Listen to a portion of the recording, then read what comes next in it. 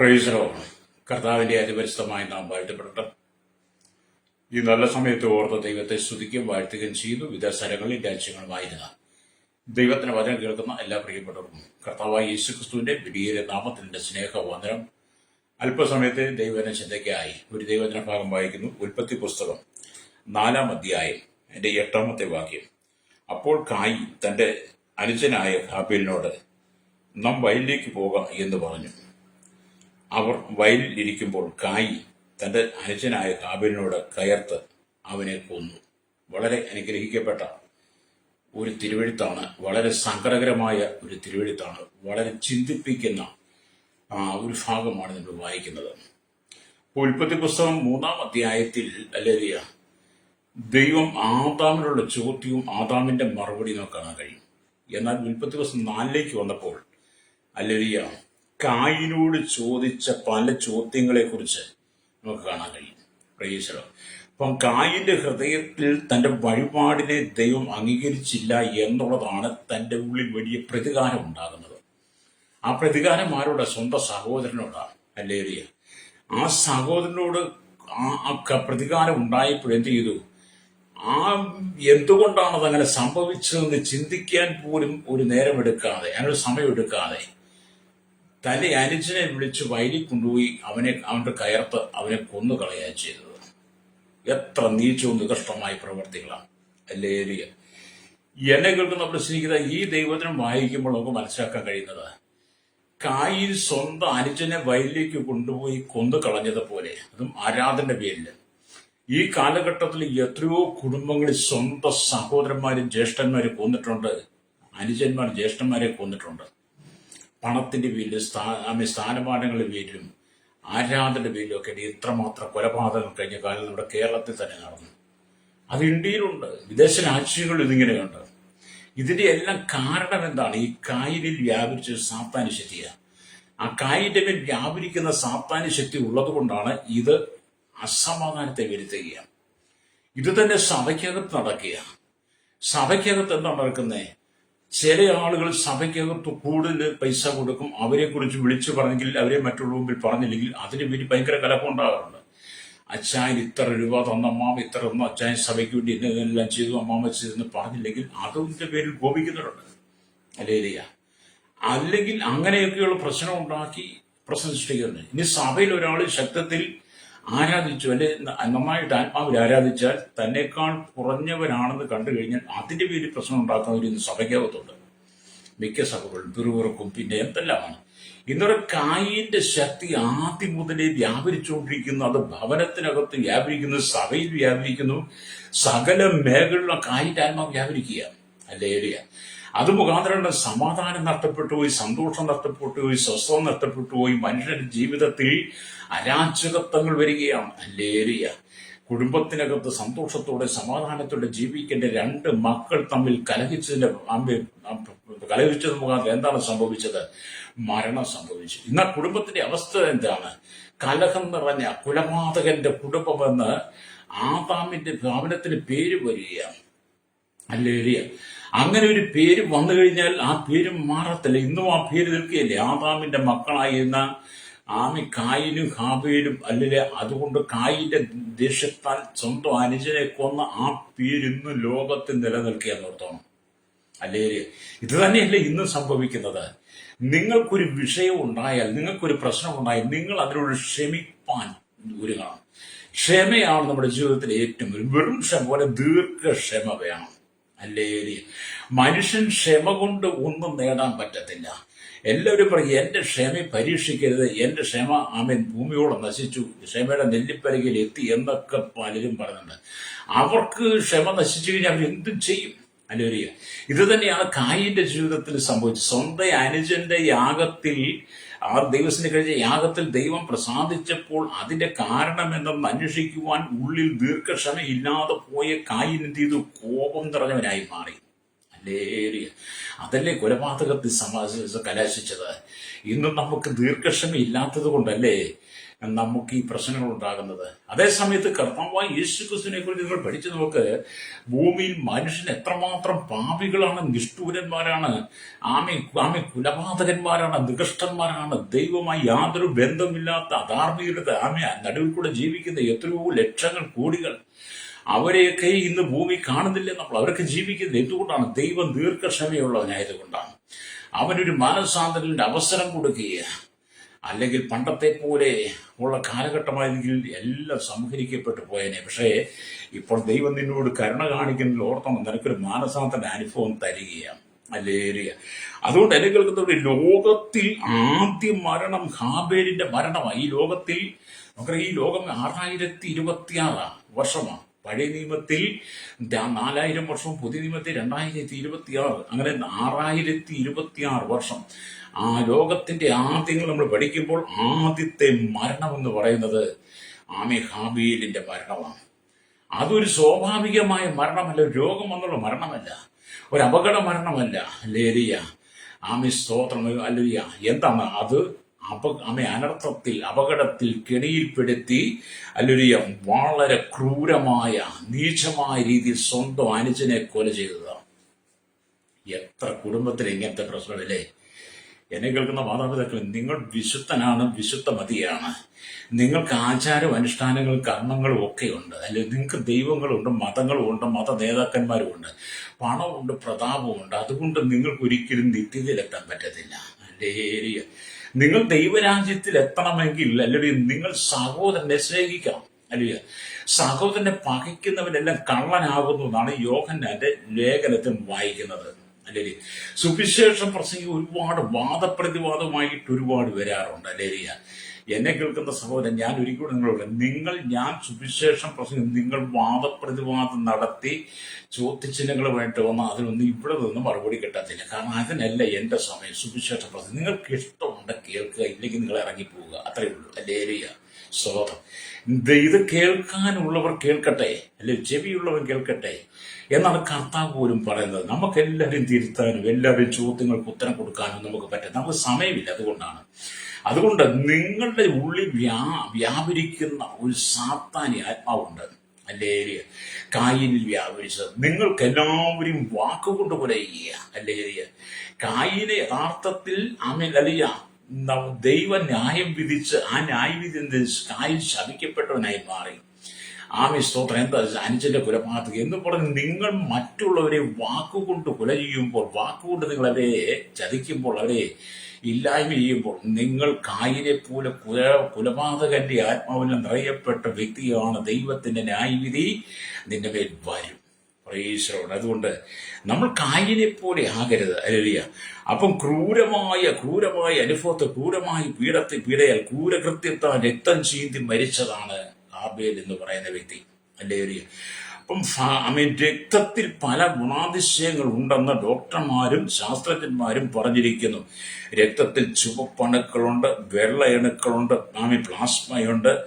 മുൻപിതാക്കന്മാരുടെ അല്ലെങ്കിൽ ഗുണാതിശയങ്ങളെ തലമുറയ്ക്കായി കൊണ്ട് ചെല്ലുന്ന ജിൻസ് എന്ന അണുക്കളുണ്ട്. ഇതെല്ലാം രക്തത്തിലുണ്ടെന്നാണ് സയൻസ് പഠിക്കുമ്പോൾ അങ്ങനെ ചില വേദപഠിതാക്കളൊക്കെ രേഖപ്പെടുത്തി വെച്ചിരിക്കുന്നത്. എന്നാൽ രക്തത്തിന് ജീവനുണ്ടെന്നുള്ളതാണ്. അപ്പം രക്തത്തിൽ പല അണുക്കളുണ്ടെങ്കിലും രക്തത്തിന് ജീവനുണ്ട്. അല്ലേലിയ. ഈ രക്തത്തിന് ജീവനുണ്ട് എന്ന് പറയുമ്പോൾ നമ്മുടെ ജീവൻ രക്തത്തിലാണ്. അല്ലേലിയ. നമ്മുടെ ജീവൻ രക്തത്തിന്, രക്തം പോയി കഴിയുന്നതുകൊണ്ടാണല്ലോ മനുഷ്യൻ മരിക്കുന്നത്. ഒന്നീ രക്തം കട്ട പിടിക്കണം, അല്ലെങ്കിൽ രക്തഓട്ട നിൽക്കണം, അല്ലെങ്കിൽ രക്തം നമ്മുടെ ശരീരത്തിൽ പോകുമ്പോഴാണ് മനുഷ്യന്റെ ശരീരം മരിക്കുന്നത്. അല്ലേ? അപ്പം രക്തത്തിന് ജീവനുണ്ട്. അല്ലയ്യ. ഈ ജീവനുള്ള രക്തമാണ് നമ്മുടെ സിരകൾ ഒഴുകുന്നത്. നിങ്ങളുടെ ശരീരത്തിലെ രക്തം തന്നെയാണ് എന്റെ ശരീരത്തിലെ രക്തം തന്നെയാണ് മറ്റൊരാളുടെ ശരീരത്തിനും. ഈ രക്തത്തിന് നമ്മൾ കണക്ക് കൊടുക്കേണ്ടി വരാം. നിങ്ങൾ സഹോദരന്റെ രക്തം ചൊരിയിച്ച മാതാപിതാക്കളുടെ രക്തം ചൊരിയിച്ചാൽ ദേശത്ത് എതിർപ്പുള്ളവരുടെ നിങ്ങൾക്ക് പ്രതികൂലമായി നിൽക്കുന്ന നിങ്ങൾക്ക് പ്രതികാരമുള്ളവരുടെ ഇരിക്കൽ നിങ്ങൾ ചെയ്യുന്ന ക്രൂരത മുഖാന്തരം നിങ്ങൾ രക്തം ചൊരിയിച്ചാൽ, ജീവനുള്ള രക്തത്തെ നിങ്ങൾ ചൊരിയിച്ചാൽ അതിന്റെ കണക്ക് നിങ്ങൾ പറയേണ്ടി വരും. അല്ലേലിയ. ഭൂമിയിൽ നിങ്ങൾക്ക് പോലീസിന്റെ കണ്ടുപെട്ടിക്കാം, കോടതിയുടെ കണ്ടുപെട്ടിക്കാം, അവിടെ നിന്നൊക്കെ സാഹചര്യ തെളിവുകൊണ്ട് നിങ്ങൾക്ക് പുറത്തു വരാം. നിങ്ങൾ പ്രതിയല്ല, നിങ്ങൾ കുറ്റം ചെയ്തിട്ടില്ല എന്നൊക്കെ പുറത്തു വരാം. പക്ഷെ ദൈവത്തിന്റെ കോടതി നീ വരത്തില്ല. അല്ലേലിയ. ഭൂമിയിൽ നിനക്ക് ഒരുപാട് സാക്ഷികൾ കാണും, ഒരുപാട് സാക്ഷിപ്പട്ടിക നിരത്താൻ കാണാം. കള്ളസാക്ഷ്യം പറയാൻ വേണ്ടി തന്നെ ഇന്ന് ആളുകളുണ്ട്. കള്ളം പറഞ്ഞ് വാദിക്കുന്ന വക്കീൽമാരുണ്ട്. അവർക്ക് പണം കിട്ടിയാൽ മതി. പക്ഷേ സ്വർഗത്തിലെ ദൈവം നിന്നെ ന്യായം വിധിക്കുന്ന നാളിൽ ഇവിടുത്തെ വക്കീലോ കോടതിയോ ജഡ്ജിയോ ഇവിടുത്തെ പോലീസോ നിയമങ്ങളോ അധികാരമോ ഒന്നും അവിടെ ഇല്ല. ഇവിടുത്തെ ആരും സാക്ഷികളെയും കർത്താവിന് വേണ്ട. നീ ചൊരിയിച്ച രക്തത്തിന്റെ വില, ഹല്ലേലൂയ, നിന്നോട് എണ്ണി എണ്ണി ചോദിക്കുന്ന ഒരു ദിവസമുണ്ട്. Praise the Lord.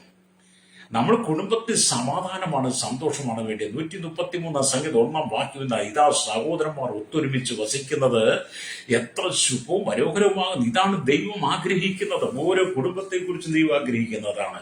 എന്നെ കേൾക്കുന്ന മാതാവേ, പിതാവേ, നിന്റെ കുടുംബത്തിനകത്ത് സഹോദരന്മാർ ഒത്തൊരുമിച്ച് വസിക്കുന്ന ശ്രേഷ്ഠമായ അനുഭവത്തെയാണ് കർത്താവ് ആഗ്രഹിക്കുന്നത്. ഹല്ലേലൂയ. അതിനപ്പുറത്ത് നീ എന്തെങ്കിലും ചെയ്തു കൂട്ടിയാൽ അത് നികഷ്ടമാണ്, നീചമാണ്, നിന്ദ്യമാണ്, സാത്താനെ സംഭവിക്കുന്നതാണ്. ഇന്നും കുടുംബത്തിനകത്ത് സ്വത്ത് തർക്കങ്ങളുണ്ട്. ജ്യേഷ്ഠാനുജന്മാർ തമ്മിൽ, അപ്പനമ്മമാർ തമ്മിൽ, സഹോദരിമാർ തമ്മിൽ, സഹോദരന്മാർ ഒരപ്പന്റെ മക്കൾ പരസ്പര സ്വത്തിന് വേണ്ടി തർക്കം നടത്തുന്നുണ്ട്. അതിനുവേണ്ടി കേസും വഴക്കും അടിപിടി കൊലപാതകം വരെ അമ്മയ്ക്ക് നടന്നിട്ടുണ്ട്. കൊലപാതകം വരെ എത്രയോ സംഭവങ്ങൾ ഇന്നും അതൊക്കെ നടക്കുകയല്ലേ. എന്താണ്? നിങ്ങൾക്കൊന്ന് ക്ഷമിക്കാൻ പറ്റാതെ പോയതാണ്. അപ്പം രക്തത്തിന് ജീവനുണ്ട്, രക്തത്തിന് ഒരു ഭാഷയുണ്ട്. മനുഷ്യന്റെ രക്തം ഭൂമിയിൽ നിന്നും ദൈവത്തെ നോക്കി നിലവിളിക്കുന്നു. അല്ലേ? മനുഷ്യന്റെ രക്തം ഭൂമിയിൽ നിന്ന് ദൈവത്തെ നോക്കി നിലവിളിക്കുന്നു. അതാണ് ദൈവത്തിന് വചനം പറയുന്നത്. ഉൽപ്പത്തി ദിവസം 4-ാം അധ്യായം അതിന്റെ 10-ാമത്തെ വാക്യം വായിക്കുന്നുണ്ട്. അതിന് അവൻ അരളിച്ച, നീ എന്ത് ചെയ്തു? ഹല്ലേലൂയ. നിന്റെ അനുജന്റെ രക്തത്തിന്റെ ശബ്ദം ഭൂമിയിൽ നിന്ന് എന്നോട് നിലവിളിക്കുന്നു. കയ്യിലോട് ദൈവം പറയാ, നീ നിന്റെ അനുജനെ എന്തു ചെയ്തു? നിന്റെ അനുജന്റെ രക്തം ഭൂമിയിൽ നിന്ന് എന്നോട് നിലവിളിക്കുന്നു. ഇന്ന് പകൽ എന്നെ കേൾക്കുന്ന മാതാപിതാക്കൾ, നിങ്ങൾ ചൊരിയിച്ച രക്തം മുഴുവൻ ഈ ഭൂമിയിൽ നിന്ന് ദൈവത്തോട് നിലവിളിക്കുക. പല കുടുംബത്തിന്റെ ശാപം മാറാത്തത് എന്തുകൊണ്ടാണ്? മറ്റുള്ളവർ രക്തം ചൊരിയിക്കുന്ന ഒരു കുടുംബത്തിന്റെ ശാപം മാറത്തില്ല. എന്നെ കേൾക്കുന്ന മാതാപിതാക്കൾ, മതത്തിന്റെ പേരിൽ, രാഷ്ട്രീയത്തിന്റെ പേരിൽ, സംഘടന പേരിനും പ്രശസ്തിക്കും വേണ്ടി, സ്ഥാനമാനങ്ങൾക്ക് വേണ്ടി, രാഷ്ട്രീയ മുതലെടുപ്പിന് വേണ്ടി, രാഷ്ട്രീയ കസേരയ്ക്ക് വേണ്ടി, മതത്തിന്റെ നേതാക്കന്മാരെ, മതത്തിന്റെ സ്വാധീനത്തിന് മതത്തെ കയ്യിലെടുക്കാൻ, അധ്യക്ഷ സ്ഥാനത്തേക്ക് വരാൻ വേണ്ടി പലരുടെയും രക്തം ചൊരിയിച്ച പലരും ഉണ്ടല്ലോ. അങ്ങനെ ആരുടെയെങ്കിലും രക്തം ചൊരിയിച്ചിട്ട് നീ ഭൂമി നിൽക്കുന്ന നിന്റെ കുടുംബം ശപിക്കപ്പെട്ട കുടുംബം. നിന്റെ കുടുംബത്തിലൊരിക്കലും സമാധാനം ഉണ്ടാകത്തില്ല. നിനക്കൊരിക്കലും നന്മ പ്രാപിക്കാൻ കഴിയത്തില്ല. നീ നിന്റെ കുടുംബം ശാപത്തിന് കീഴില്ല. അല്ലേ? അപ്പം രക്തം എന്ന് പറയുന്നത് ജീവനുള്ളതാണ്. അതിന് നമ്മൾ കണക്ക് കൊടുക്കണം. അല്ലേരിയ. അതാണ് രക്തത്തിലാണ് ജീവൻ എന്ന് പറയുന്നത്. സകല ജഡത്തിന്റെയും രക്തം ജീവനിലാണ്. അതുകൊണ്ടാണ് നമ്മൾ രക്തം ചൊരിഞ്ഞിട്ട് വിമോചനമില്ല. അത് കാൽവരി ക്രൂശിൽ നമ്മുടെ കർത്താവായ യേശു ക്രിസ്തുവിന്റെ അവസാനത്തുള്ള രക്തം വരെ നമുക്ക് വേണ്ടി ചൊരിയപ്പെട്ട് നമ്മുടെ പാപത്തിന് പരിഹാരം വരുത്തി ശുദ്ധീകരണം വരുത്തി നമ്മളെ വീണ്ടെടുത്ത് ഭൂമിയിലാക്കി വെച്ചത് എന്തിനാണ്? അല്ലേരിയ. നമ്മളെ സ്വയം മനസ്സിലാക്കുക, നമ്മെ തിരിച്ചറിയുക, നമുക്ക് വിവേകം ഉണ്ടാകും, പരിജ്ഞാനം ഉണ്ടാകുക, കുടുംബത്തിൽ സ്നേഹത്തോടെ സന്തോഷത്തോടെ ജീവിപ്പാൻ, സഹോദരന്മാർ തമ്മിൽ കലഹമില്ലാതെ കുടുംബത്തിനകത്ത് സമാധാനത്തിന്റെ ജീവിതം നയിപ്പാൻ വേണ്ടി ആണ് ദൈവം നമ്മെ ഭൂമിയിലാക്കി വെച്ചിരിക്കുന്നത്. കായീൻ ഒരു നിമിഷം ചിന്തിച്ചിരുന്നെങ്കിൽ തന്റെ അനുജൻ ഹാബേൽ കൊല ചെയ്യപ്പെടത്തില്ലായിരുന്നു. ഒരു നിമിഷം ചിന്തിക്കാതെ മനുഷ്യൻ പലപ്പോഴും എന്തെല്ലാം ചെയ്തു കൂട്ടുന്നത്. എന്നെ കേൾക്കുന്ന മാതാവ്, ഒരു നിമിഷം ചിന്തിച്ചിരുന്ന് നീ ഇങ്ങനെയുള്ള കൊലപാതകത്തിൽ പോകത്തില്ല. ആയുധമെടുത്തുമ്പോൾ പോരാടത്തില്ല. ഇന്ന് പണ്ടത്തെ കാലഘട്ടത്തിൽ ആയുധമെടുത്ത് പോരാടി, ഇന്നത്തെ കാലഘട്ടത്തിൽ ആയുധമെടുത്ത് പോരാടി മറ്റൊരാളുടെ രക്തം ചൊരിയിക്കുന്നതുകൊണ്ട് ഈ രക്തം ചൊരിയിക്കുന്ന ആളുകൾ പിന്നെ ജയിലിലാകപ്പെടുക. അവർക്ക് അവിടെ മോചനം കിട്ടുന്നുണ്ടോ? അല്ലേ? ഇന്നത്തെ കാലഘട്ടത്തിൽ ഒരു നാട്ടിൽ കോടതി ജയിൽ പുള്ളികൾക്ക് ഒരുപാട് അവകാശങ്ങളും ആനുകൂല്യങ്ങളും കൊടുത്ത് അവരെ നീതിമാന്മാരാക്കി എടുക്കുക. കൊല ചെയ്തവനെ റോഡിലേക്ക് അഴിച്ചുവിടുകയാണ്. അവൻ വീണ്ടും ചെയ്യുക. കാരണം ഇന്ന് ഏത് അക്രമം ചെയ്തിട്ട് പോലീസ് സ്റ്റേഷൻ ചെല്ലാൻ, കോടതിയിൽ ചെല്ലാം, പോലീസ് സ്റ്റേഷൻ നിയമം ആ കാര്യങ്ങളൊക്കെ ചെയ്ത് അവർ ജയിലിലേക്ക്, പിന്നെ അവർക്ക് അവിടെ സുഖലോലുപ ജീവിതമാണ്. 5 സ്റ്റാർ ഹോട്ടലിന്റെ രീതി പോലെ ഇപ്പം ജയിലൊക്കെ. ഏത് കുറ്റവാളി നന്നാകും?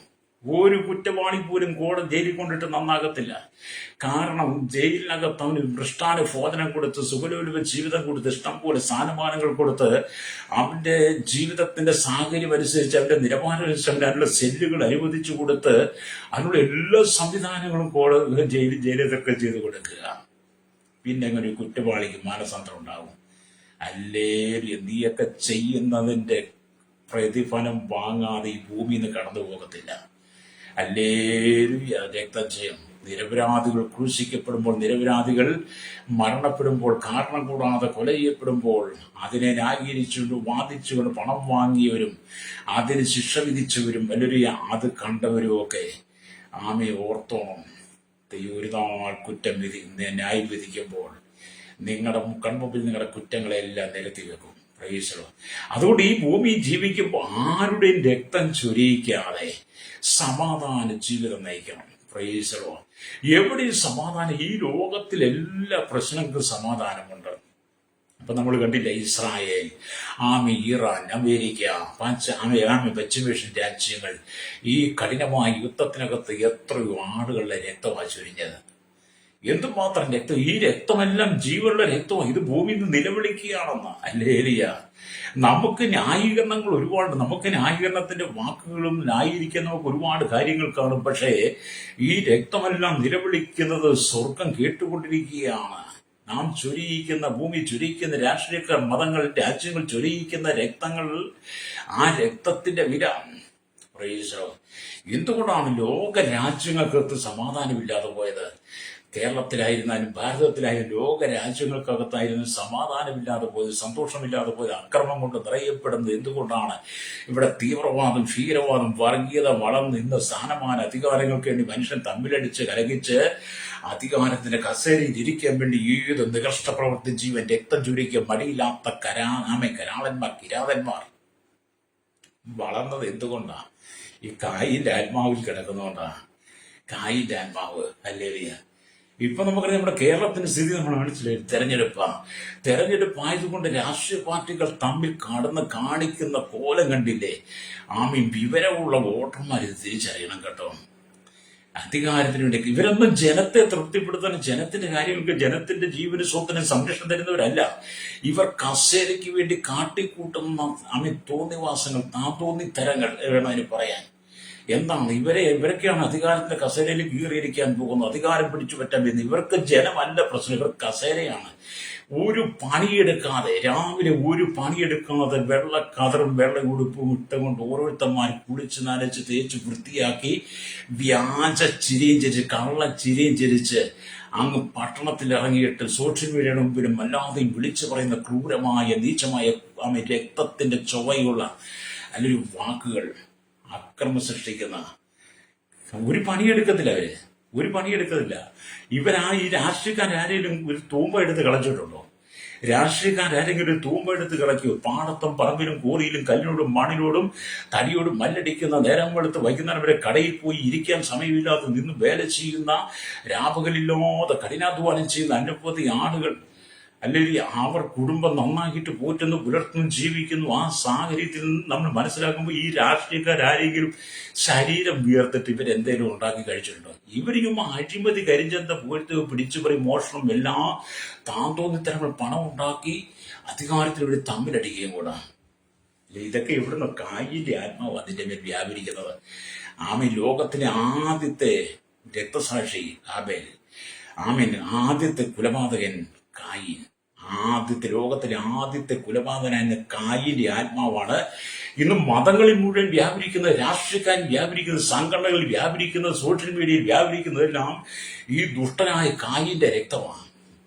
അത് പകയാണ്, വിദ്വേഷമാണ്, അത് രക്തം ചൊരിയിക്കുന്നതാണ്. എന്നാൽ ഹാബേലിനെ പോലെ സമാധാനമുള്ള രക്തം പല മനുഷ്യനും ഇല്ലാതായി മാറി. ഹല്ലേലൂയ. ഇവിടെ നാം ദൈവത്തിന് വചനം വായിക്കുമ്പോൾ ദൈവം കായീനോട്, നീ എന്തു ചെയ്തു? നിന്റെ അനുജന്റെ രക്തത്തിന്റെ ശബ്ദം ഭൂമിയിൽ നിന്ന് എന്നോട് നിലവിളിക്കുന്നു. കർത്താവ് നിന്നോട് ചോദിച്ചു, നീ എന്ത് ചെയ്തവനെ, നീ എന്ത് ചെയ്തവളെ? ഇന്ന് കുടുംബങ്ങൾക്ക് എന്നെ കേൾക്കുന്ന ശ്രോതാവി, നിന്റെ ഭാര്യ നീ കൊന്നു കഴിഞ്ഞാൽ, നിന്റെ ഭർത്താവിനെ നീ കൊന്നു കഴിഞ്ഞാൽ, കാമുകനോടൊപ്പം കൂടി ഹല്ലേലൂയ, ഭർത്താവിനെ കൊന്നാൽ, കാമുകിയോടൊപ്പം കൂടി ഭാര്യയെ കൊന്നാൽ, ഹല്ലേലൂയ, നിന്റെ സ്വാർത്ഥ താല്പര്യത്തിന് വേണ്ടി നീ പലരെയും കൊന്ന് നിന്റെ മക്കളെയും കൊന്നാൽ, ഇതിന്റെ എല്ലാം രക്തം ആത്മൻ നിലവിളിക്കുന്ന ആ രക്തത്തിന്റെ കണക്ക് കർത്താവിനോട് ചോദിക്കും. ഹല്ലേലൂയ. എന്തിനാ ഞാൻ എപ്പോഴും പറയാറുണ്ട്, ഉദരത്തിൽ വെച്ച് ഭ്രൂണഹത്യ, ഉദരത്തിൽ ജനിക്കുന്ന കുട്ടിയെ ഉദരത്തിൽ നിന്ന് പുറത്തു വരുന്നതിന്റെ ഭ്രൂണഹത്യ അബോർഷൻ ചെയ്യുന്ന ആ ജന്മത്തെ ശിശുവിനെ വയറ്റിൽ വെച്ച് തന്നെ കുല ചെയ്യുന്ന, അബോർഷൻ ചെയ്യുന്ന, ഭ്രൂണഹത്യ ചെയ്യുന്ന, അത് കൊലപാതകമാണ്. അതിന്റെ രക്തം, അതൊക്കെ നിന്നോടൊക്കെ ദൈവം കണക്ക് ചോദിക്കും. ഇവിടെ കിടന്ന് പറഞ്ഞ ന്യായമൊന്നും സ്വർഗത്തിൽ പറ്റത്തില്ല കേട്ടോ. ഇവിടെ കിടന്ന് ന്യായീകരിക്കാനും അതും ഇതും പറഞ്ഞ് നിന്റെ അഭിമാനം രക്ഷിക്കാനും കുടുംബം രക്ഷിപ്പാനും മുഖം രക്ഷിപ്പാനും ഒക്കെ നീ പലതും ചെയ്തു കൂട്ടും. പക്ഷേ ദൈവത്തിന്റെ കോടതിയിൽ നീ കുറ്റക്കാരനാണ്, നീ കുറ്റക്കാരിയാണ്. കായിന്റെ ആത്മാവ് നിന്റെ ഉള്ളിൽ വ്യാപരിക്കുന്നതാണ് നീ ഇതിനെല്ലാം മനസ്സ് വെച്ചു കൊടുക്കുന്നത്. എന്നാൽ ആദമിന്റെ മക്കളിൽ ഹാബേൽ ദൈവഭയത്തിൽ വളർന്ന് അവൻ ദൈവഭയത്തിൽ ജീവിച്ച് അവൻ ദൈവത്തിന് പ്രസാദമുള്ള യാഗമായി മാറിയതുപോലെ എന്നെ കേൾക്കുന്ന പ്രിയ ശ്രോതാവേ, നീ ദൈവത്തിന് പ്രസാദമുള്ള യാഗമായി മാറണം. ഹാബേലിനെ പോലെ, കായിനെ പോലെ പ്രതികാരത്തിന്റെ ആത്മാവല്ല വേണ്ടത്. പ്രതികാരം ചെയ്യുവാനല്ല ദൈവം നമ്മെ വിളിച്ചത്, രക്തം ചൊരിയിക്കാനല്ല വിളിച്ചത്. പിന്നെയോ ഹാബേലിനെ പോലെ ദൈവത്തിന് പ്രസാദമുള്ള യാഗമായി നിങ്ങൾ ശോഭിക്കാൻ വേണ്ടിയിട്ടാണ് രക്തം ചെയ്യും. അവരുടെ കുടുംബത്തിനകത്ത് കലഹം പാടില്ല, കുടുംബത്തിനകത്ത് പ്രശ്നം പാടില്ല. സമ്പത്തിന്റെ പേരിൽ ഒരിക്കലും പ്രശ്നം ഉണ്ടാക്കരുത്. ഒരു കുടുംബത്തിന്റെ പ്രശ്നം എന്ന് പറയുന്നത് പുറമേ വലിയ മാട്ടുപ്രമാണി അടിച്ചാലും മാതാപിതാക്കൾ അവരുടെ സമ്പത്ത് ഒന്ന് വീതം ചെയ്യുമ്പോഴാ സഹോദരനാരാ സഹോദരി ആരാ എന്നൊക്കെ തിരിച്ചറിയുന്നത്. ഇത് ദൈവസഭയ്ക്കകത്തും അത് തന്നെയാണ്. പ്രൈസലോ. ദൈവസഭയ്ക്കകത്ത് ദൈവദാസ്യദാസന്മാർ പുറമെ ഭയങ്കര ഭക്തിയുടെ വേഷം ധരിച്ചുകൊണ്ട് ഭക്തിയുടെ വാക്ക് പറഞ്ഞ് ഇപ്പോഴും ഹല്ലേലൂയ സ്തോത്രം പറഞ്ഞ് നടക്കുന്ന, ഇപ്പോഴും അന്യഭാഷ പറഞ്ഞ് പ്രസംഗിക്കുന്ന അനുഭൂതി ദൈവമക്കളുണ്ട്. പക്ഷെ അവരുടെ സമ്പത്തിനെ കുറിച്ചൊന്ന് ചോദിക്കണം. അവരുടെ വീട്ടിലെ വീതം വെച്ച് വിഷയത്തെ കുറിച്ച് പറയും. ഈ അഭിഷേകം എവിടെ നഷ്ടപ്പെട്ടു പോയെന്ന് എന്നാലും അറിയാം. ചിലരുടെ വാക്കുകളിൽ തന്നെ നമുക്കറിയാമല്ലോ. അല്ലേ? ഇന്നും സമ്പത്തിന് കോടതി ഇറങ്ങി കേസ് കൊടുക്കുന്നുണ്ട്. സ്വന്തം ജ്യേഷ്ഠന് വേണ്ടി കേസ് കൊടുത്തിട്ട് സ്ഥലം മുഴുവൻ അപഹരിച്ചെടുക്കാൻ വേണ്ടി നടക്കുന്ന അനവധി ഇടയന്മാരുണ്ട് കേട്ടോ, വിശ്വാസികളുണ്ട്. അതെല്ലാം സമൂഹത്തിലുമുണ്ട്, അതെല്ലാം ജാതിയിലുമുണ്ട് കേട്ടോ. ഹല്ലേലൂയ. ഇവരൊക്കെയാണ് സ്വർഗത്തിൽ പോകാനായിട്ട് ഒരുങ്ങിയിരിക്കുന്നത്. എവിടെ സ്വർഗം? നിനക്കൊക്കെ വെച്ചിരിക്കുന്ന നരകമാണ്. ഹല്ലേലൂയ. നിങ്ങൾക്കൊക്കെ നരകമാണ്. അതുകൊണ്ട് ഈ ഭൂമിയിൽ ജീവിക്കുമ്പോൾ സമാധാനപരമായ ജീവിതം നയിക്കണം. യേശു പറഞ്ഞു, ഞാൻ എൻ്റെ സമാധാനം നിങ്ങൾക്ക് തന്നിച്ചു പോകുന്നു, ലോകം തരുന്നത് പോലെയല്ല ഞാൻ തരുന്നത്. യോഹന്നാൻ 14:27 അത് യേശു ക്രിസ്തുവിന്റെ സമാധാനം നമ്മുടെ ഉള്ളിലുണ്ടെങ്കിൽ ഹല്ലേലൂയ നമ്മൾ എത്ര സന്തോഷമാണ്. എത്രയോ കുടുംബത്തിനകത്താണ് ഹല്ലേലൂയ സമ്പത്തിന് വേണ്ടി കലഹം സൃഷ്ടിക്കുന്നത്, കലഹം ഉണ്ടാക്കുന്നത്. സഹോദരന്മാരും എല്ലാം കൂടെ ഒന്നിച്ച് ചേർന്നുകൊണ്ട് കുടുംബത്തിനകത്ത് പ്രശ്നം സൃഷ്ടിക്കുന്നവരുണ്ട്. ചിലരെയൊക്കെ ഒറ്റപ്പെടുത്തും. നീ മാനസാന്തരപ്പെട്ട് മടങ്ങി വരണം. അല്പം മദ്യം കുടിച്ചാൽ, ലഹരി കുടിച്ചു കഴിയുമ്പം അല്ലേ നീ അല്പം മയക്കുമരുന്ന് അടിമയായി കഴിയുമ്പോൾ എന്ത് താന്തോന്നിത്തരവും എന്ത് തോന്നിവാസവും ചെയ്യാൻ വിളിച്ചു പറയാമെന്നുള്ളത് നിന്റെ രക്തത്തിളപ്പാണെങ്കിൽ അതിനൊക്കെ നീ കണക്ക് പറയേണ്ട ദിവസമുണ്ട്. പ്രയോഗിച്ചോ. നമ്മൾ സമാധാനപരമായ ജീവിതം നയിക്കണം, സന്തോഷകരമായ ജീവിതം നയിക്കണം. യോശുവെ പോലെ നമുക്ക് പറയുവാൻ കഴിയണം. യോശുവെ പോലെ പറയുവാൻ കഴിയുന്ന ഏതെങ്കിലും കുടുംബം ഇന്ന് ഭൂമിയിലുണ്ടോ? യോശുവയുടെ പുസ്തകം 24:15 ഞാനും എൻ്റെ കുടുംബം ഞങ്ങൾ യഹോവയെ സേവിക്കും. ഹല്ലേലൂയ. ഞാനും എൻ്റെ കുടുംബം ഞങ്ങൾ യഹോവയെ സേവിക്കുമെന്ന് യോശുവ പറഞ്ഞതുപോലെ ചാങ്കൂറ്റത്തോടെ വിളിച്ചു പറയാനായിട്ട് കഴിയുമോ? ഹല്ലേലൂയ.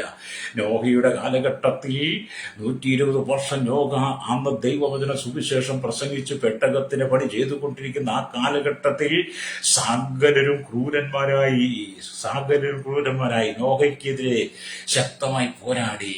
പെട്ടകത്തിന്റെ പണി തീർന്നു കഴിയപ്പം ദൈവം കൽപ്പിച്ചതുപോലെ ഭൂമി നിഴജാതികൾ 4 പക്ഷിപ്രജാതികൾ അല്ലേ ഈ 2 കൂടി നോഹയും നോഹയുടെ ഭാര്യയും നോഹയുടെ മക്കൾ 3 പേരും മരുമക്കൾ 8 പേർക്കും മാത്രമാണ് പെട്ടകത്തിൽ സംരക്ഷണം കഷ്ണം കിട്ടിയത്. ബാക്കി മുഴുവൻ ആ ജലപ്രളയത്തിൽ നശിച്ചു പോയി. ഹല്ലേലൂയ. ദൈവത്തിന്റെ ന്യായവിധി എത്ര വലുതാ! ഇന്ന് പകൽ എന്നെ കേൾക്കുന്ന മാതാവേ, പിതാവേ, 2018-19 കാലങ്ങളിൽ വലിയ ജലപ്രളയങ്ങൾ, പിന്നീട് കൊറോണ, മഹാവ്യാധികൾ, പക്ഷിപ്പനി, വറ്റിപ്പനി, വന്ദിപ്പനി, തക്കാളിപ്പനി, വിവിധ എന്തെല്ലാം മാരകമായ രോഗങ്ങളാ! ഇതെല്ലാം നീ കണ്ടിട്ട്, നിന്റെ കണ്ണാലെ കണ്ട്, ചെവിയാലെ കേട്ടിട്ട്, ഇതെല്ലാം നീ അനുഭവിച്ചിട്ട്, ഈ മേഖലയിലൂടെ കടന്നുപോയിട്ടും ഇന്നും നിനക്ക് മാനസാന്തരമില്ലെങ്കിൽ, ഹല്ലേലൂയ, നിന്റെ ജീവിതത്തിന്റെ അന്ത്യനാളുകൾ കഠിനമായിരിക്കും. നിന്റെ ജീവിതത്തെ അന്ത്യനാളുകൾ വളരെ വേദനയായിരിക്കും. മനസാന്തരപ്പെട്ട് മടങ്ങി വരണം. കായിന്റെ ആത്മാവിൽ നിന്ന് ജീവിച്ച്, കുല ചെയ്യുന്ന കുലപാതകന്റെ ആത്മാവിൽ നിന്ന് ജീവിച്ച് നീ നിനക്കും നിന്റെ കുടുംബത്തിനും ദോഷം വരുത്തി വെക്കരുത്. ഇപ്പൊ യേശു പറഞ്ഞു സമാധാനം. യേശു പറഞ്ഞു ഞാനും എന്റെ കുടുംബം യഹോവയെ സേവിക്കുമെന്ന്. ഹല്ലേലൂയ. നമ്മൾ ഈ മനുഷ്യന്റെ രക്തം ഭൂമിയിൽ നിന്ന് ദൈവത്തെ നോക്കി നിലവിളിക്കുന്നു എന്ന് മനുഷ്യൻ തിരിച്ചറിയണം. ഹല്ലേലൂയ. നാം ചൊരിയിക്കുന്ന ഓരോ രക്തവും, നമ്മളൊക്കെ അല്പം കഴിയുമ്പോൾ രക്തം നമ്മുടെ കൺമുമ്പിൽ നിന്ന് അപ്രത്യക്ഷമായി, ഒന്ന് ഈ കാറ്റ് വന്ന്, അല്ലെങ്കിൽ വെയിൽ വന്ന്, അല്ലെങ്കിൽ വെള്ളം കയറി, അല്ലെങ്കിൽ ഏതെങ്കിലും രക്തം നമ്മുടെ കൺമുമ്പിൽ അപ്രത്യക്ഷമായാലും, ഞാൻ ഇന്നാളെ യാത്ര ചെയ്തു പോകുമ്പോൾ ഒരു ആക്സിഡന്റിൽ ഒരു മരണപ്പെട്ട ഒരാളുടെ രക്തം റോട്ടിങ്ങനെ തളം കെട്ടി കിടക്കുന്നത് കണ്ടു. ഞാനവിടെ വളരെ കണ്ണീരോടെ അവിടെ നിൽക്കുവാനിടയായി. ഞാനവിടെ നിന്ന് പറഞ്ഞു, കർത്താവേ, ഇതൊരു ജീവനുള്ള രക്തമായിരുന്നല്ലോ.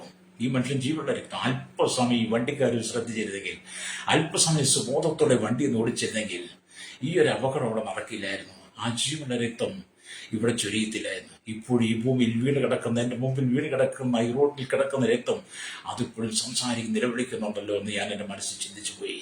അല്ലേ? ശരിയല്ലേ? അതെ, ആബേലിന്റെ രക്തം നിലവിളിക്കുന്ന പോലെ ആ രക്തം. ഇന്നത്തെ കാലഘട്ടത്തിൽ നമുക്ക് ഈ ഡ്രൈവേഴ്സ്, അവർ ഈ പാൻമസാലകൾ ഉപയോഗിക്കരുത്, പാൻമസാല ഉപയോഗിച്ച് ഡ്രൈവിംഗ് ചെയ്യരുതെന്ന് സർക്കാർ ശക്തമായി MPD ഗതാഗത വകുപ്പ് ഇപ്പൊ ശക്തമായി തീരുമാനം എടുത്തിട്ടും കോടതി പോലും അത് പറഞ്ഞിട്ട് അതുപോലും ഗണ്യമാക്കാതെ എത്രയോ വാഹനം ഓടിക്കുന്നവരാണ് രഹസ്യത്തിൽ വണ്ടി നിർത്തി കഴിഞ്ഞ മറവിൽ നിന്നുകൊണ്ട് ഈ കയ്യിലിട്ട് സാധനം തിരുമ്മി വായിൽ നാക്കിനടി വെക്കുക. ചിലക്ക് ഈ മൂക്കിലേക്കൊക്കെ പൊടി. ഈ കഴിഞ്ഞ ദിവസം ഒരു മൂക്കിൽ ഒരുത്തം പൊടി ഊതി കേട്ടോ, വലിക്കുന്ന കണ്ടു. എന്നിട്ടൊരു തുമ്മലൊക്കെ കണ്ടെന്ന് കഴിഞ്ഞാൽ ഭൂമി കുലുങ്ങുന്ന തുമ്മല. പുള്ളിക്കെന്തോ നേടിയതുപോലെ മൂക്കിപ്പൊടി ഒഴിച്ചു ഭൂമി കുലുങ്ങുന്ന വിധത്തിൽ തുമ്മല്. നികൃഷ്ട മനുഷ്യൻ, ജഡിക മനുഷ്യൻ, പ്രാകൃത മനുഷ്യൻ, പരിസരം നോക്കാതെ ജീവിക്കുന്ന വൃത്തികെട്ട മനുഷ്യൻ മൂക്കിപ്പൊടി ഒഴിച്ച് തുമ്മുക. അവന്റെ മൂക്കിൽ നിന്ന് വരുന്നതെല്ലാം മറ്റുള്ളവന്റെ മുഖത്ത് ഈ കാറ്റ് ചെല്ലുക. ആ നിന്നെപ്പോലുള്ള നികൃഷ്ടൻ. പിന്നെ വാഹനം ഓടിക്കുമ്പോൾ ഈ ലഹരി ഉപയോഗിച്ച് ഈ പാൻമസാല എന്നിട്ട് സുബോധം നട്ടിട്ട് വാഹനം ഓടിക്കുമ്പോൾ നിന്റെ മുമ്പിൽ കൂടെ വരുന്ന വാഹനം, അല്ലെങ്കിൽ സൈഡിൽ കൂടെ വാഹനം, റോഡ് നടക്കുന്ന വഴിയാത്രക്കാർ, ഇരുചക്ര വാഹന സൈക്കിളുകാരടക്കം, അവർക്കൊരു വിട്ടുവീഴ്ച പോലും ചെയ്യാതെ ചെന്ന് അവരെ ഇടിച്ചു മറിച്ച് കൊന്ന് അവരുടെ രക്തം ഭൂമിയിൽ ഒഴിക്കുമ്പോൾ ഓർത്തോണം, ആ രക്തം നിലവിളിക്കുന്നു. നിന്നെ ദൈവം വെറുതെ വിടത്തില്ല, ദൈവം നിന്നെ ന്യായം വിധിക്കും. രക്തത്തിന് വരെ നമ്മൾ തിരിച്ചറിയണം. ഹല്ലേലൂയ. നിന്റെ എന്റെ പാപത്തിന് പരിഹാരം വരുത്തുവാൻ വേണ്ടി പ്രതികാരത്തിന് വേണ്ടി യേശു നമുക്ക് വേണ്ടി സ്വയം രക്തം തന്നവനാ. അതുകൊണ്ട് മാനസാന്തരപ്പെട്ട് സുവിശേഷത്തിന്റെ ഭാഗമായി നീ മാറണം. Price the Lord. ദൈവവചനം, ഞാൻ ഈ കഴിഞ്ഞ ദിവസമൊക്കെ ദൈവത്തിന് ഇങ്ങനെ പ്രസംഗിക്കുകയും ഒരു വ്യക്തി ദൈവം തൃത്വമാണോ എന്നൊക്കെ ചോദിച്ചു വരുന്നത്. എന്റെ സഹോദരൻ, താങ്കളുടെ കത്തോലിക്കലല്ലേ? താങ്കളുടെ പേരെങ്ങനാണല്ലോ? താങ്കൾക്ക് താങ്കളുടെ പള്ളിയിൽ ചെന്ന് ആ വികാരിയോട് ചോദിച്ചു നോക്കത്തില്ലേ, ദൈവം തൃപ്തമാണോ? ദൈവം ആരാണ്? യേശു ആരാണ്? പരിശുദ്ധന്മാരാണ്? താങ്കൾ ഇങ്ങനെ ഇറങ്ങി താങ്കൾ വ്യാപരിക്കുന്നത് അല്ലെങ്കിൽ ഈ കായിന്റെ രക്തമാണ്. ദൈവവചനം പ്രസംഗിക്കുകയും ദൈവം സൂക്ഷിക്കുകയും ചെയ്യുന്ന മാന്യമായി ജീവിക്കുന്നവരെ താങ്കൾ വാക്കുകൊണ്ട് കൊല ചെയ്യുകയാണ്. താങ്കളെ വ്യാപരിക്കുന്ന നികഷ്ട രക്തമാണ്, ശുദ്ധിയില്ലാത്ത രക്തമാണ്. താങ്കൾക്ക് താങ്കളുടെ ഇടയിനോട് ചോദിച്ചുകൂടെ? അയാൾ മറുപടി പറയട്ടെ. അല്ലെങ്കിൽ താങ്കളുടെ വീട്ടിൽ പുസ്തകം കൊണ്ടല്ലോ എടുത്ത് വായിച്ചു നോക്കിക്കൂടെ? മറ്റുള്ളവരെ എന്തിനാ സഹോദര ബുദ്ധിമുട്ടി? താങ്കൾ എന്തോ വലിയ പുള്ളിയാണെന്ന് ചമയുന്നുണ്ടെങ്കിൽ താങ്കൾക്കുള്ള ഞങ്ങളെപ്പോലുള്ളവർക്ക് ഒരു പ്രയോജനമില്ല. താങ്കളെ കൊണ്ട് ഒരു പ്രയോജനമില്ല. താങ്കൾ ഇങ്ങനത്തെ ആണെന്ന് ഞങ്ങൾക്ക് അറിയാം. Price the Lord. ഹല്ലേലൂയ. സ്തോത്രം. താങ്കൾ താങ്കൾ വലിയ പുള്ളിയാണെന്ന്. എനിക്ക് സഹോദരൻ നീണ്ട 25 വർഷം തല്ലും അടി കേസും വഴക്കും കോടതിയും ജയിലും കള്ളും വെള്ളമൊക്കെ ഇട്ട് നടന്നതാണ് ഞാൻ. പിന്നെ നിങ്ങൾ ഈ ഓലപ്പാമ്പെന്ന് വിളിക്കുന്നത് കണ്ട അത്ര പേടിച്ചു ഇവിടെ നാളൊന്നുമല്ല. ഹല്ലേലൂയ. സ്തോത്രം. ദൈവത്തിന്റെ വചനം പ്രസംഗിക്കുന്നത് നിന്റെ മാനസാന്തരത്തിന് വേണ്ടിയിട്ടാ, നിന്റെ രക്ഷയ്ക്ക് വേണ്ടിയിട്ടാ. നിന്റെ നിത്യതയ്ക്ക് വേണ്ടിയിട്ടാണ്. നീ കടന്നു പോകുന്ന, നീ ചെയ്തു കൂട്ടുന്ന ഹീനവും നീചവുമായി നികഷ്ടമായ പ്രവൃത്തി വിട്ട് നീ മടങ്ങി വന്ന് നിന്റെ കുടുംബത്തിനും ദേശത്തിനും സമൂഹത്തിനും നിൽക്കുന്ന ഇടവകയ്ക്കും, അതിന് ജാതീയതുമാകട്ടെ, അല്ലെങ്കിൽ ഏത് സമൂഹമാകട്ടെ, അവർക്കും മാതൃക. നീ ആദ്യം നിന്റെ കുടുംബത്തിന്, നിന്റെ ഭാര്യയ്ക്കും, നിന്റെ ഭർത്താവിന്, നിന്റെ അപ്പനമ്മ മക്കൾക്കും മാതൃകാ ജീവിതം നയിക്കണം. നിന്നെ കൊണ്ട് നല്ലത് പറയണം. Price the Lord. ഈ ഭൂമിയിൽ ജീവിച്ച, സമൂഹത്തിൽ ജീവിച്ച വ്യക്തികളിൽ ഹാബേലിനെ കുറിച്ച് ഒരു ദോഷവും പറയാനില്ല. അല്ലേ, ഹാബേലിനെ കുറിച്ച് ഒരു ദോഷവും പറയാൻ വേദോത്സവം പറയുന്നില്ല. എന്നാൽ കായിനെ കുറിച്ച് ഇന്നും സംസാരിച്ചു കൊണ്ടിരിക്കുക. കായിന്റെ ഉള്ളിൽ വ്യാപരിച്ച പ്രതികാരത്തിന്റെ രക്തം, അവന്റെ ഉള്ളിൽ പ്രതികാരത്തിന്റെ രക്തമായിരുന്നു. ആ പ്രതികാരത്തിന്റെ രക്തമാണല്ലോ തന്റെ അനുജനെ കൊന്നത്. ഇന്ന് പകൽ എന്നെ കേൾക്കുന്ന പ്രശ്നീയത, ഈ ഭൂമിയിലെല്ലാം മനുഷ്യനും സഹോദരന്മാരാണ്. അല്ലേ, നമ്മൾ ഈ ഭാരതത്തിന്റെ അല്ലെങ്കിൽ ഒക്കെ ജീവിക്കുന്നത്, നമ്മൾ ഈ സ്കൂളിലൊക്കെ ഈ പ്രതിജ്ഞയൊക്കെ എടുക്കുന്നത് ഓരോ ഭാരതീയ സഹോദരന്മാരാകും നമ്മളെ പഠിപ്പിക്കുന്നത്. ഇന്നും അതന്നെയല്ലേ, എൻ്റെ ഓരോ സഹോദരി, എൻ്റെ ഓരോ സഹോദരി എൻ്റെ സഹോദരന്മാരാകുന്ന പഠിപ്പിക്കുമ്പോൾ അത് പ്രതിജ്ഞ എടുക്കുക. ഇന്ന് അങ്ങനെ വല്ലതും ചെയ്യാറുണ്ടോ? അങ്ങനെ വല്ലതും കാണാറുണ്ടോ? അതൊക്കെ ചുമ്മാ പ്രകടമായിട്ട് പറഞ്ഞു മനുഷ്യന് ഉള്ളിക്കിടക്കുന്ന തീവ്രവാദം പുറത്തേക്ക് കൊണ്ടുവരുന്ന കാണാറുണ്ടേ. എല്ലാ മനുഷ്യരും സഹോദരങ്ങളാണ്. ദൈവം സൃഷ്ടിച്ച ആണും പെണ്ണും രണ്ട് ജാതി, ആണും പെണ്ണും. പിന്നീട് മതങ്ങൾ ഉണ്ടാക്കിയത് മനുഷ്യനാണ്. അല്ലേലിയ. നിമ്രോദിന്റെ കാലഘട്ടത്തിൽ നിമ്രോദ് വലിയ ഗോപുരം, ബാബേൽ ഗോപുരം പണിതുയർത്തി. ബാബേൽ ഗോപുരം പണിതുയർത്തി സ്വർഗത്തോളം എത്തുന്ന, ഇനി അവർക്കെല്ലാം തികഞ്ഞ് ഇനി അവരെക്കാൾ വലുതൊന്നുമില്ല എന്ന് ചിന്തിച്ച് ദൈവം ഇറങ്ങി വന്നത് ബാബേലിനെ തകർത്ത് കളഞ്ഞു വന്ന് ഉൽപ്പത്തി പുസ്തകം 11 വായിച്ചാൽ കാണാൻ കഴിയും. പിന്നീട് എന്താണ് സംഭവിച്ചത്? അല്ലേലിയ. അവിടുന്ന് ഭാഷയായിട്ടും കുലമായിട്ട് ജാതിയായിട്ടും തിരിഞ്ഞ് അങ്ങനെയാണ് ഭൂമിയും മനുഷ്യൻ തമ്മിൽ കലഹങ്ങളും പ്രശ്നങ്ങളും, ജാതിയോടും മതത്തോടും രാഷ്ട്രീയക്കാരും തമ്മിൽ അടിയും കലഹവും ഒക്കെ തുടങ്ങിയത് അവിടെ മുതലാണ്. ഈ അല്ലാതെ ദൈവത്തിന്റെ സൃഷ്ടിയിൽ എല്ലാവരും സഹോദരങ്ങളാണ്. അല്ലേലിയ. ദൈവം സൃഷ്ടിച്ച എല്ലാം സഹോദരന്മാരാണ്. അതിനകത്ത് നമ്മളാണ് ജാതിയും മതമൊക്കെ കൊണ്ടുവന്ന്, നിറമൊക്കെ കൊണ്ടുവന്ന്, പാരമ്പര്യമൊക്കെ കൊണ്ടുവന്ന് നമ്മളാണ് ഇതെല്ലാം ചെയ്തത്. കറുത്തവനെ, വെളുത്തവന്, ആ പണമുള്ളവൻ, പണമില്ലാത്ത, സവർണൻ, അവർണൻ, സനാതനം എന്ന് വേണ്ട എന്തെല്ലാം സാധനം വേണേലും കൊണ്ടുവച്ചത് നമ്മളാണ്. ദൈവം അതൊന്നും കൊണ്ടുവച്ചിട്ടില്ല. ദൈവം നിന്നെ സഹോദരി, നീ ദൈവത്തിന്റെ മകനാ, മകളാണ്. എന്നിട്ട് ജാതിക്ക് ഇവിടെ പ്രാധാന്യമില്ല. ദൈവത്തിന്റെ മകനായി ജീവിക്കണം. പണ്ടൊക്കെ ഞങ്ങളൊക്കെ ഭയങ്കര ജാതി പറയായിരുന്നു. അല്ലേ, എന്തോ ആണെന്ന് ഞങ്ങൾ ചിന്തിച്ചത്. പക്ഷെ അവസാനം മനസ്സിലായി ജാതി ഒന്നുമല്ല, അത് വെറും ഉള്ളി പൊളിച്ചതുപോലാണെന്ന് മനസ്സിലായി. അല്ലേ, ജാതിക്കല്ല പ്രാധാന്യം, സാഹോദര്യത്തിന് സ്ഥാനം കൊടുക്കണം. ബന്ധങ്ങൾക്കാണ് സ്ഥാനം. അല്ലെങ്കിൽ സഹോദരനെ പകയ്ക്കാതെ അവരെ ചേർത്ത് പിടിക്കുക, സഹോദരിയെ പകയ്ക്കുക, ചേർത്ത് പിടിക്കുക, മാതാപിതാക്കളെ ചേർത്ത് പിടിക്കുക, അയൽവാസിയെ ചേർത്ത് പിടിക്കുക, ബന്ധുക്കളെ ചേർത്ത് പിടിക്കുക, സകല ജനത്തിൽ സ്വന്തം സഹോദരനെ പോലെ ചേർത്ത് പിടിക്കുന്ന മാതൃകയുള്ള ജീവിതമാണ് ക്രിസ്തു ആഗ്രഹിക്കുന്നത്. കലഹമില്ലാത്ത, പ്രശ്നമില്ലാത്ത, കുടുംബ പ്രശ്നമില്ലാത്ത, കണ്ണുനീരില്ലാത്ത, സങ്കടമില്ലാത്ത, ദുഃഖമില്ലാത്ത ഒരു ജീവിതമാണ് ദൈവം ആഗ്രഹിക്കുന്നത്. അത് കുടുംബത്തിനകത്ത്, സഭയ്ക്കകത്ത്, സമൂഹത്തിൽ, മതങ്ങളിൽ, രാജ്യങ്ങളിൽ പോലും ദൈവം അതാണ് ആഗ്രഹിക്കുന്നത്. പക്ഷെ ഇന്ന് നടക്കുന്നത് എന്താണ്? രക്തച്ചൊരിച്ചിലല്ലേ. അല്ലേരിയ. ഞാൻ ഈ ഇസ്രായേലും ഈ ഇറാനും ഈ ഇതൊക്കെ അമേരിക്കയും ഈ പശ്ചിമേഷ്യൻ രാജ്യങ്ങളിൽ നടക്കുന്ന ആ വിഷയങ്ങളെ കണ്ട് ഞാൻ കണ്ണീരിലൂടെ പ്രാർത്ഥിക്കുന്ന വ്യക്തിയാണ്. കാരണം രക്തം ചൊരിയുന്നത് കാണുമ്പോൾ ആ രക്തം ഇവിടെ കിടന്ന് നിലവിളിക്കുന്നത് സ്വർഗത്തിലെ ദൈവം കേൾക്കുന്നു എന്ന് ഞാൻ വേദപുസ്തക അടിസ്ഥാനത്തിൽ പഠിച്ചതുകൊണ്ട് ഞാൻ അവർക്ക് വേണ്ടി പ്രാർത്ഥിക്കുക. ഒരു സമാധാനം വരാൻ വേണ്ടി, ഒരു ദിവസമല്ലേ, എല്ലാ ദിവസവും പ്രാർത്ഥിക്കുക. സമയം കിട്ടുന്ന ഒരു ദിവസം പല പ്രാവശ്യം പ്രാർത്ഥനയ്ക്ക് വേണ്ടി മുടക്കേണ്ട സമയത്ത് എല്ലാം പ്രാർത്ഥിക്കുക. ഞാൻ ആഗ്രഹിക്കുന്നത് സമാധാനമാണ്. എല്ലാവരും സമാധാനത്തോടുകൂടി ആയാലും നമ്മുടെ ഭൂമി ഒരു സ്വർഗമാകത്തില്ലെന്ന് ഞാൻ ചോദിക്കുന്നത്. രാജ്യത്തോട് കലഹിക്കാതെ, ജാതിയോട് കലഹിക്കാതെ, മതങ്ങൾ തമ്മിൽ കലഹിക്കാതെ, കുടുംബത്തിനകത്ത് ചിത്രമുണ്ടാക്കാതെ, എല്ലാവരും പരസ്പരം കാണുമ്പോൾ സ്നേഹിക്കാൻ പറ്റുന്ന ഒരു നല്ല മനസ്സുണ്ടെങ്കിൽ ഭൂമിയിലെ എല്ലാ കുടുംബങ്ങളും, എല്ലാ രാജ്യങ്ങളും സ്വർഗ സമാനമായ അനുഭവമല്ലേ. അല്ലേ, അതിനെയാണ് ആദ്യം നഷ്ടപ്പെടുന്നത്. അങ്ങനെ വരാതിരിക്കാൻ വേണ്ടി രാജ്യങ്ങൾ തമ്മിൽ കലഹിച്ച്, ജാതികൾ മതങ്ങൾ തമ്മിൽ കലഹിക്കാൻ വേണ്ടി, സമാധാനം നഷ്ടപ്പെടുത്താൻ വേണ്ടിയിട്ടാണ് ആദ്യയിൽ തന്നെ കുലപാതകനായിരിക്കുന്ന പിശാച് സാത്താൻ അധികാരം നഷ്ടപ്പെട്ട് സ്വർഗത്തിൽ നിന്ന് വെട്ടേറ്റ് വീണ ലൂസിഫർ സാത്താൻ കായിലേക്ക് പ്രവേശിച്ചിട്ട് കായിനെ കണ്ട് സ്വന്തം അനുജനെ കൊല ചെയ്യിപ്പിച്ചത് സമാധാനം കരുതി കളയാൻ വേണ്ടിയിട്ട്. നമ്മൾ യഥാർത്ഥത്തിൽ തിരിച്ചറിയണം കേട്ടോ. നമുക്കൊക്കെ ഒരു ജീവിതം മാത്രമാണ് ഇവിടെ. രണ്ടാമതൊരു ജീവിതം, ഒരു പുനർജീവിതം, ഒരു പുനർജന്മം ഒന്നുമില്ല ഇവിടെ. പുനർജന്മമുണ്ട്. പുനർജന്മത്തിൽ ഞാൻ ഇങ്ങോട്ട് വന്നാൽ ഞാൻ അതിന് ഇപ്പോൾ ഉള്ള ജാതിയെക്കാട്ടി വലിയവനാകണം, നമ്പൂരിയാകണം, ബ്രാഹ്മണനാകണം, വലിയ മേൽക്കുള്ള ക്രിസ്ത്യാനിയാകണം എന്നൊക്കെ പറയുന്നവരൊക്കെ ഉണ്ട്. അങ്ങനൊന്നും ഇല്ല കേട്ടോ. നമുക്ക് പുനർജന്മമില്ല. നമുക്ക് ഒറ്റ ജീവിതം മാത്രം. മരണാനന്തര ജീവിതം ഒന്നുണ്ട്. അതൊന്ന് നിത്യതയിലും ഒന്ന് നിത്യ സ്വർഗത്തിലും നിത്യ നരകത്തിലുമാണ്. ഭൂമിയിൽ മാന്യമായിട്ട് ജീവിച്ച് ക്രിസ്തുവിനെ ഭയപ്പെട്ട് വീണ്ടെടുപ്പ് വിറച്ച ക്രിസ്തു ഭക്തന്മാർക്ക് നിത്യതയും അല്ലാത്തവർക്കും യാതൊരു സ്ഥലത്തുമാണ്. ഇനിയും മരണാനന്തര ഒരു ന്യായവിധിയുണ്ട്, വെള്ളസിംഹാസന ന്യായവിധി. അതിൽ ദൈവത്താൽ വേർതിരിക്കപ്പെടും. ദൈവത്തിന്റെ നിത്യമായ സ്വർഗത്തിൽ ജീവിക്കുമ്പോൾ യാതന സ്ഥലത്ത് കിടക്കുന്ന സകല ജനത്തെ ദൈവം കൂട്ടിവേറ്റി ഒരു ന്യായവിധിയുണ്ട്. ആ ന്യായവിധിക്ക് ശേഷം നിത്യ നരകത്തിലേക്ക്. അല്ലാതെ രണ്ടാമത് പുനർജന്മം ഒന്നും ഇല്ല കേട്ടോ.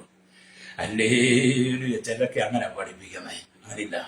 ഈ ഭൂമിയിൽ നമ്മൾ ഒരിക്കൽ മാത്രം ജീവിക്കുന്ന ജീവിതം പരസ്പര സ്നേഹത്തോടു കൂടി ആയിരിക്കണം. ദൈവ സ്നേഹമാണ്. നമ്മുടെ ദൈവ സ്നേഹമാണ്. സമാധാനത്തിന്റെ ദൈവമാണ്. ദൈവം കലക്കത്തിന്റെ ദൈവമല്ല. നമ്മുടെ ദൈവം സ്നേഹമാകുമ്പോൾ പരസ്പരം സ്നേഹിക്കാൻ കഴിയണം. അല്ലേ? പരസ്പരം സ്നേഹിക്കാൻ കഴിയണം. സ്നേഹം നിന്റെ ഉള്ളിലില്ലെങ്കിൽ നീ എന്തോ മാരകമായ രോഗത്തിനടിമയാണ്.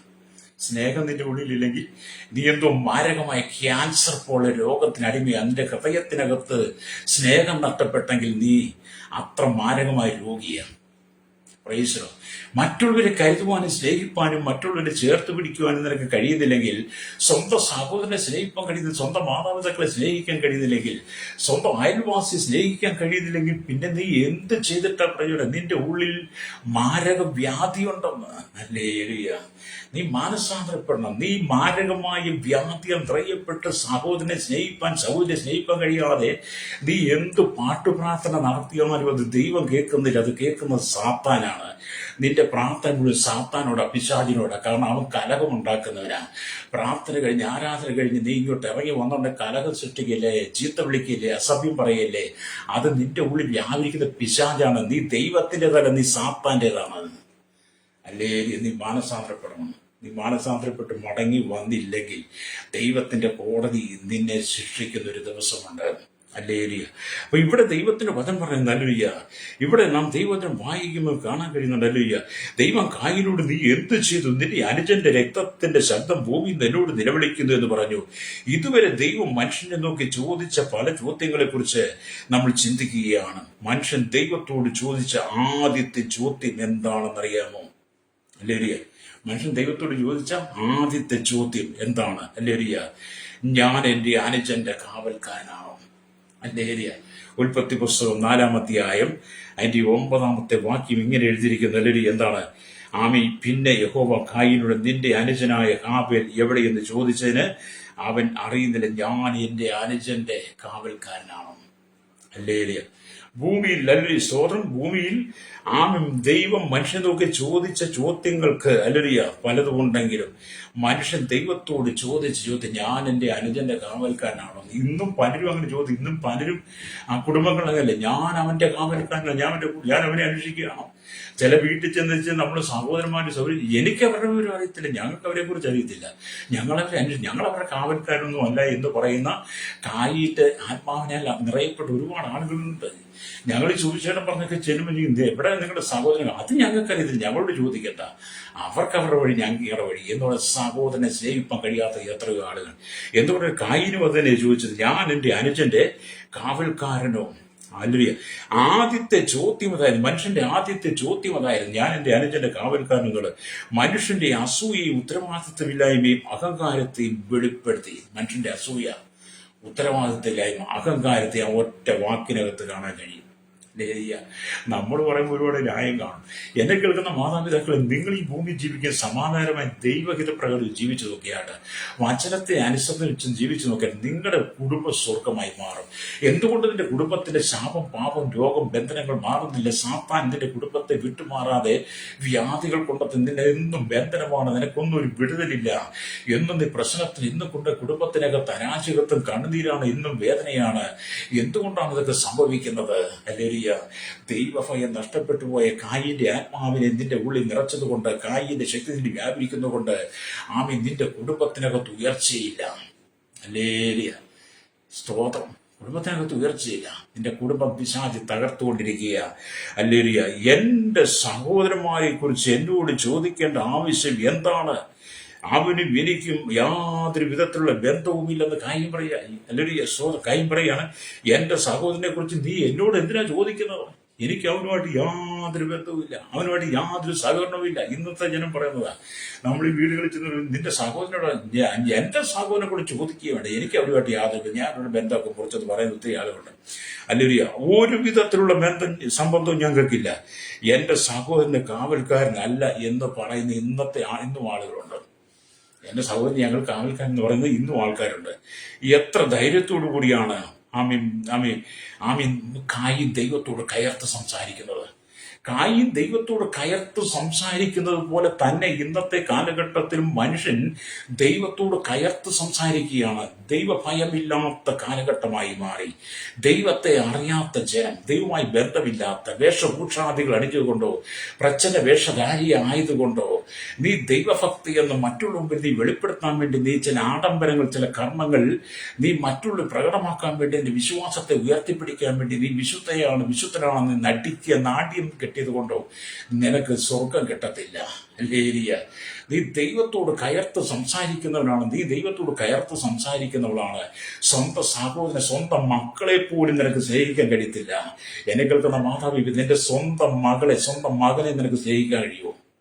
നിന്റെ സ്വന്തം മകന്റെ മകനെ നിനക്ക് ഇഷ്ടമുണ്ട്? സ്വന്തം മകളുടെ മകളെ നിനക്ക് ഇഷ്ടമുണ്ട്? നിന്റെ സ്വന്തം മാതാവിനെ നിനക്ക് ഇഷ്ടമുണ്ട്? നീ എല്ലാവരും കയർത്ത് സംസാരിക്കുന്നവളല്ലേ? നീ എല്ലാവരും കയർത്ത് സംസാരിക്കുന്നതല്ലേ? നീ നിന്റെ ദേശത്ത് കയർത്ത് നിന്റെ അയൽവാസിയോട് നീ കയർത്ത് സംസാരിക്കുകയില്ലേ? നിന്റെ വീട്ടിനകത്ത് നീ കായിൻ കയർത്ത് സംസാരിച്ചതുപോലെ കയർത്ത് സംസാരിച്ചിട്ട് നീ ഭക്തിയുടെ വേഷമണിഞ്ഞുകൊണ്ട് ആട്ടുംതോളിനും ചെന്നായി പോലെയാ നിന്റെ ജീവിതം.